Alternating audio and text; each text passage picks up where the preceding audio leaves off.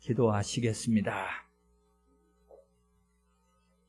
성령님의 인도하심을 받게 하시고 우리가 드리는 예배 가운데 특별히 찬양받아 주시니 진심으로 감사합니다. 이제 저희들도 소망합니다.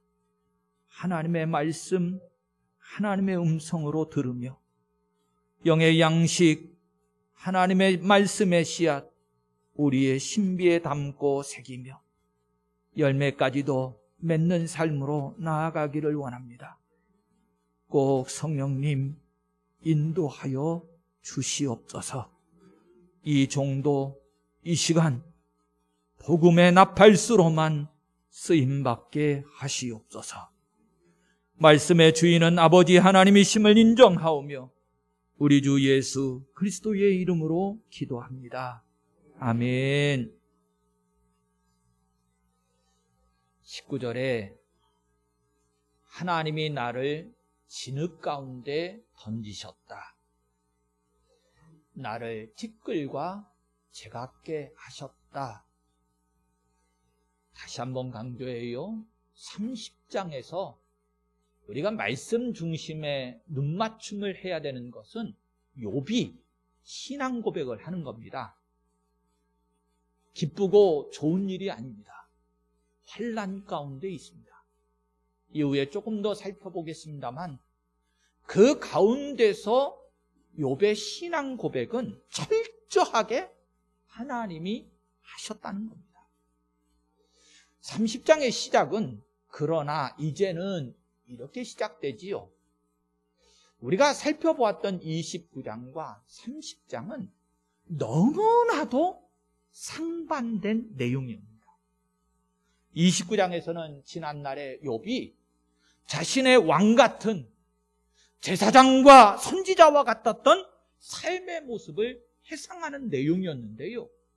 30장에서는 너무나도 처참한 참상들을 그려내고 있는 거예요.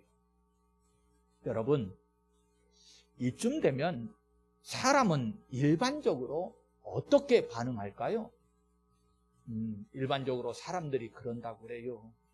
좋은 고급 승용차를 타다가 예전에 제가 티코를 탄 경험이 있는데 티코는 못 탔다는 거예요. 티코를 타다가 한 단계만 업그레이드가 돼도 좋다고 하는데 좋은 차를 타다가 안 좋은 차를 타면 아예 불평불만이 아니고 못 탄다는 거예요.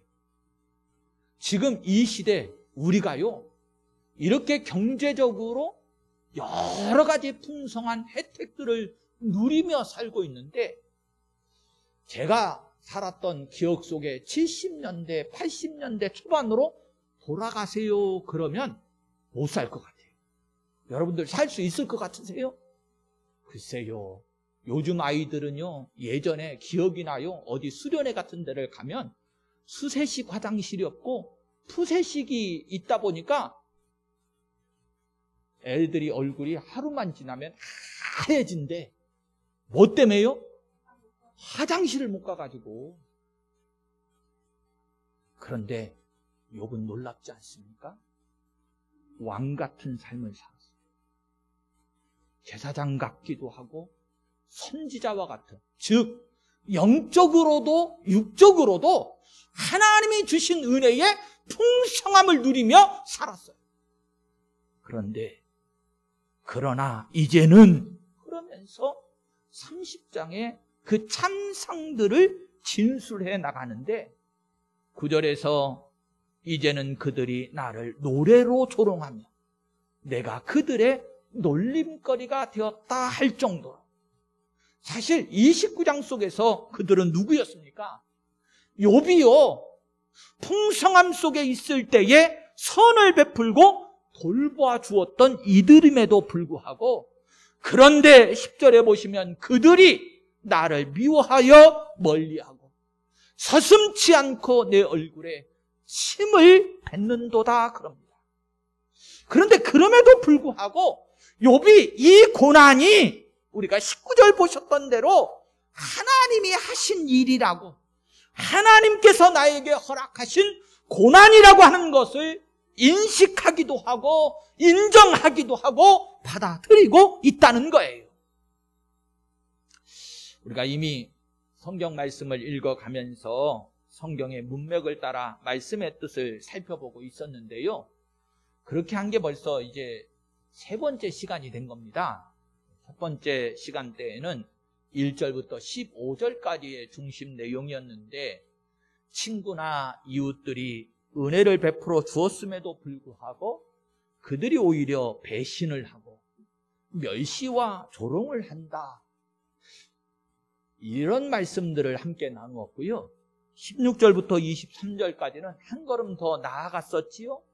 멸시와 천대만이 아니고 이제는 19절 속에서 진흙 가운데 던지시는, 누가 그랬다고 그랬어요? 잊어버리지 마세요. 우리의 삶의 내용 가운데 좋은 일이 됐던 굳은 일이 됐던 우리의 삶의 주권은 누구께 있는 거죠? 하나님께 있는 거예요. 이거 잊어버리지 마세요. 성도 여러분, 이게 깨달아지면요, 사람 쳐다보고 불평하거나 원망하지 않습니다. 하나님이 하셨다라고 하는 인식이 없으면 매사에 불평하고 원망하는데 사람끼리도 서로 불평하고 다투고 분쟁하고 원수 맺고 그러는 거예요. 욥은 안 그러잖아요. 하나님이 하셨다는 거예요. 오늘 마지막으로 이제 24절부터 살펴볼 건데, 그 말씀의 뜻을 쭉 따라가면서 은혜를 나누어 보십시다. 먼저 24절로 시작합니다. 그러나 사람이 넘어질 때에 어찌 손을 펴지 아니하며 재앙을 당할 때에 어찌 도움을 부르짖지 아니하리까, 그럽니다. 이런 뜻이에요. 하나님은 다 아시고 작정하신 대로 행하신다, 그거 알겠다는 거예요. 그렇다고 고난을 겪는 자가 어찌 부르짖지 않을 수 있단 말이냐, 네, 이런 것이지요. 사실요, 성경 속에서도 그와 같이 말씀하십니다. 에스겔서 36장 36절과 37절을 제가 자주 인용해 드리는데요, 기도에 관한 강조의 말씀이거든요. 여기에 보면 나 여호와가 말하였으니 이루리라, 하나님이 말씀하신 대로 하나님의 뜻을 따라서 다 이루어질 거라는 거예요. 그럼에도 불구하고 하나님이 다 이루실 것에도 불구하고 성경은 무엇을 덧붙이냐면 주 여호와께서 이같이 말씀하셨느니라. 그래도 이스라엘 족속이 이같이 자기들에게 이루어 주기를 내게 구하여야 할지라, 이렇게 말씀을 하면서 일반적으로 성경의 진리를, 하나님의 뜻을 깨달아 알지 못하는 사람들이, 아니 하나님이 다 예정하고 작정하시고 하나님이 그대로 다 이루신다면서요, 그러면 우리가 뭐 하려고 기도합니까? 이러는 사람들이 있어요.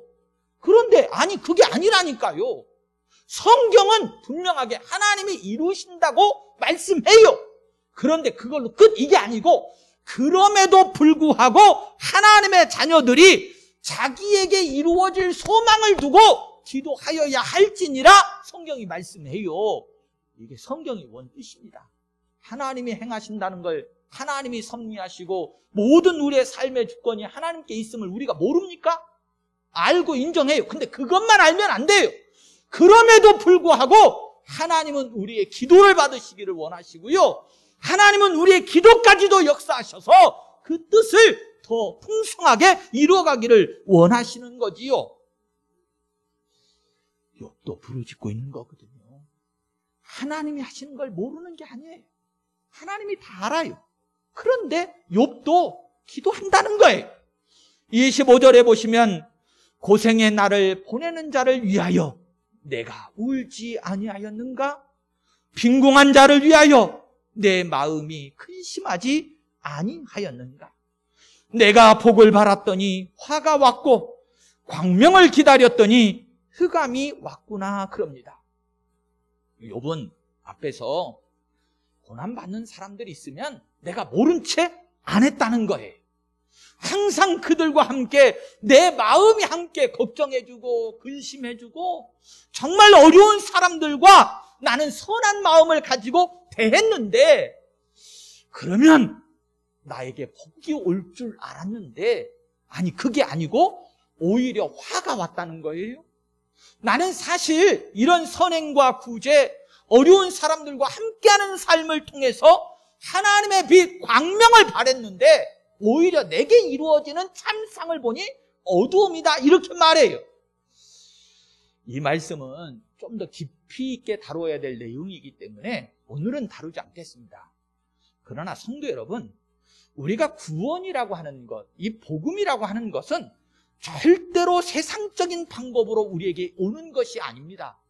철저하게 하나님의 주권, 십자가를 통해서 우리에게 오는 것이지, 우리가 선행과 구제를 많이 했다고 그것 때문에 하나님의 빛이 우리에게 비춰진다, 생명과 구원이 이루어진, 그거 아니에요. 그럴 것 같으면, 아니 예수 믿는 우리만 선행하며 살아갑니까? 예수를 모르는 사람들도요, 우리보다도 훨씬 물질적인 것이 되었던지, 시간이 되었던지, 건강이 되었, 여러 모양으로 선행과 구제를 많이 해요.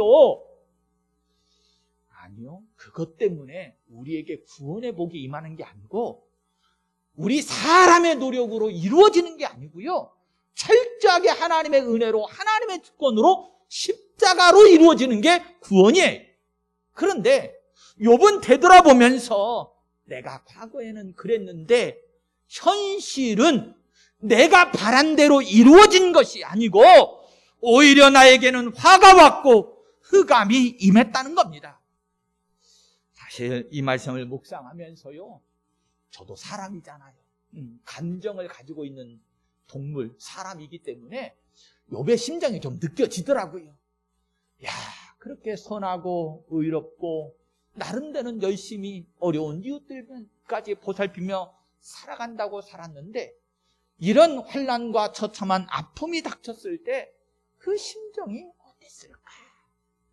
그냥 이것도 아니고 저것도 아닌 삶을 살던지, 죄인된 삶 속에서 굴렀던지, 그러면 어떤 아픔이 오고 환난이 오면 그냥 내가 그랬으니까 당연하지, 이럴 수 있지만, 뭔가 하나님께 소망을 두고서 선행과 구제를 하면서 하나님의 영광을 돌리며 살아가려고 몸부림을 쳤는데, 그럼에도 불구하고 나에게 환난이 오고 어둠이 닥쳤을 때 그 아픔은 비교할 수 없었겠지요. 나름대로 느껴볼 수 있었어요. 그런데요, 성도 여러분, 항상 하나님의 말씀을 대하면서 우리가 그림자와 예표라는 말씀을 제가 자주 하잖아요. 욥의 이 이야기, 요 모양, 요 모습이요, 여러분 다른 곳에서도 나오는데 다윗의 시에 나와요. 시편 35편 11절과 15절 말씀을 보면 이건 메시아 예언에 대한 말씀이다, 시다, 이렇게 말하고 있는데 읽어봐 드릴게요. 불의한 증인들이 일어나서 내가 알지 못하는 일로 내게 질문하며 내게 선을 악으로 갚아 나의 영혼을 외롭게 하나. 나는 그들이 병들었을 때에 굵은 배 옷을 입으며 금식하여 내 영혼을 괴롭게 하였더니. 여러분, 다윗이 아니고요, 지금 다윗의 원수편에 서 있는 사람들, 그 사람들이 병들고 아플 때에 오히려 내가 그들과 함께 베옷을 입고 금식하면서 내 마음의 영혼의 괴로움까지도 함께 동참했는데, 그런데 내 기도가 오히려 그들을 위해서 기도해 주었던 그 기도가 내 기도거리가 되었다, 내 품으로 돌아왔도다. 내가 나의 친구와 형제에게 행함같이 그들에게 행하였는데, 즉 항상 벗으로 늘 친구들로 생각하면서 그들에게 늘 선행을 베풀었는데, 내가 몸을 굽히고 슬퍼하기를 어머니를 곡함같이 하였도다.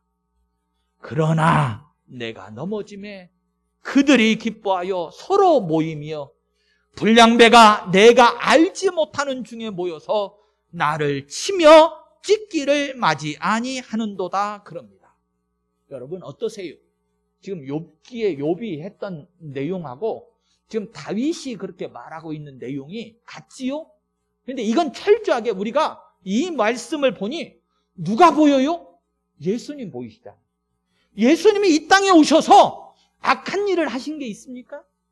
늘 죄인들, 어려운 병든 자들, 갇힌 자들 찾아가셔서 그들과 함께 하시고 그들의 친구가 되어주시고 늘 긍휼과 은혜를 베풀어 주었는데, 오히려 예수님을 십자가에 매달으라고 소리치던 이들이 누구였습니까?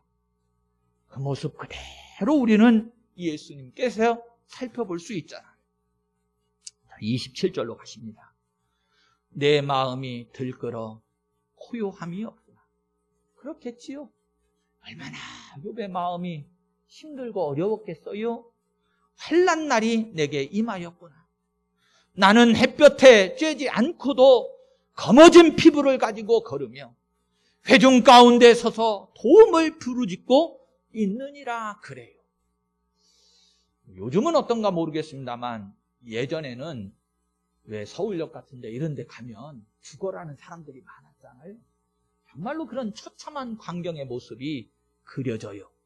그러면서 29절에 나는 이리의 형제요 타조의 버치구나. 짐승처럼 전락되어진 모습, 자신의 참담한 모습을 그리고 있는 내용이라고 그랬지요. 30절에 나를 덮고 있는 피부는 검어졌고 내 뼈는 열기로 말미암아 탔구나. 내 수금은 통곡이 되었고 내 피리는 애곡이 되었구나 그럽니다. 저는요, 이 점에서도 예수님과 초점을 맞출 수밖에 없었습니다. 예수님이 겟세마네 동산에서 하나님 앞에 울부짖으시거든요. 그렇잖아요. 그 모습이 그대로 그려지는데, 사실 그 모습을 그리고 있는 성경 그림자와 예표가 시편 22편에 나오게 되는데 6절과 8절이에요. 나는 벌레요 사람이 아니라. 짐승보다도 더 처참하지요? 벌레라는 거예요. 사람의 비방거리요 백성의 조롱거리니이다. 나를 보는 자는 다 나를 비웃으며 입술을 비죽거리고 머리를 흔들며 말하되 그가 여호와께 의탁하니 구원하실걸, 그를 기뻐하시니 건지실걸 하나이다. 비웃고 조롱한다, 그런 뜻이에요. 정말로 그랬습니다. 예수님께서 십자가에 달리셨는데요, 그 앞에 있었던 사람들이 뭐라고 한 줄 아세요? 누가복음 23장에 가보시면 35절과 37절에 예수님이 십자가에 달리셨을 때 그럽니다. 백성은 서서 구경하는데 관리들은 비웃어 이르되 저가 남을 구원하였으니 만일 하나님이 택하신 자 그리스도이시면 자신도 구원할지어다 하고 군인들도 희롱하면서 나와 신포도를 주며 이르되 내가 만일 유대인의 왕이면 네가 너를 구원하라 하더라, 이렇게 말씀을 해요. 자, 이제는 좀 가져와서 정리를 해보겠습니다. 성도 여러분, 우리가 이제 항상 제가 드리는 말씀 중에 하나님의 말씀은 사람에게 초점을 맞추면 안 된다. 하나님께 항상 초점을 맞춰야 된다. 그리고 사람이 등장해도 항상 복음과 연결시켜야 하는데, 지금 철저하게 욥의 참상이 예수님과 매칭이 돼요. 원래 예수님은 성경에서도 만왕의 왕이라고 하시고요, 천지를 창조하신 분이시고 그리고 하나님의 주권을 가지신 분이었어요. 욥이 자신이 왕과 같은 삶을 얘기하잖아요. 그랬던 하나님이, 예수님이 이 땅에 오시는데 철저하게 마국간부터 시작해서 가장 낮은 자리에 임하시고, 그리고 저와 여러분들 죄인된 우리들을 긍휼히 여기시면서 어디까지 나아가시죠? 십자가까지 나아가십니다. 욥은요 단지 그림자일 뿐이에요. 욥의 이야기를 가지고 우리가 욥에게 초점 맞춰서 교훈을 얻어라 이런 게 아니고요, 성경은 욥의 이야기를 통해서도 누구 얘기해주고 있는 거냐면 예수님 얘기해주고 있는 거예요. 예수님이 이와 같은 분인데 우리 때문에 우리가 오히려 예수님을 십자가에 못 박고 조롱하고 비난거리를 삼았다는 거예요. 이거 한 번으로 부족하니까 다윗의 입을 통해서도 다시 우리에게 말씀해 주시고, 그리고 구약시대의 그림자와 예표의 모습 그대로 예수님께서 행하셨던 모습을 다시금 복음서에 와서 성경이 증언하고 있는 겁니다. 여러분, 그래서요, 성경이 놀라운 거예요. 이렇게 일맥상통하게 복음의 역사와 섭리를 그대로 담고 있는 것이 성경이에요. 그러면 이 복음의 역사와 이야기가 성경 속에만 담겨질까? 아니요. 왜 하나님께서는 하나님이 다 하실 수 있는 일을 성령께서도 우리의 심령에 이미 다 알게 해줄 수 있는 능력이 있음에도 불구하고 욥을 들어서 사용하셨을까? 예, 저와 여러분들에게도 우리의 삶에도 적용시켜 주시기 위함인 거예요. 여러분, 욥에게만 예수님의 모습을 나타내 보이시는 겁니까? 아니요. 영적으로 교훈 삼아 보면 오늘 저와 여러분들도 이 시대에 누구를 보이기를 원하느냐? 하나님은 우리를 통해서도 복음의 역사를 드러내고요, 예수님의 모습을 보여주기를 원하세요. 일찍이 그와 같이 쓰임받은 믿음의 선진들이 있어서 오늘 이 시간 저와 여러분들이 구원의 자리에 있고요, 오늘 저와 여러분들이 있으므로 우리 군복교회가 200주년을 바라보게 될 줄로 믿습니다.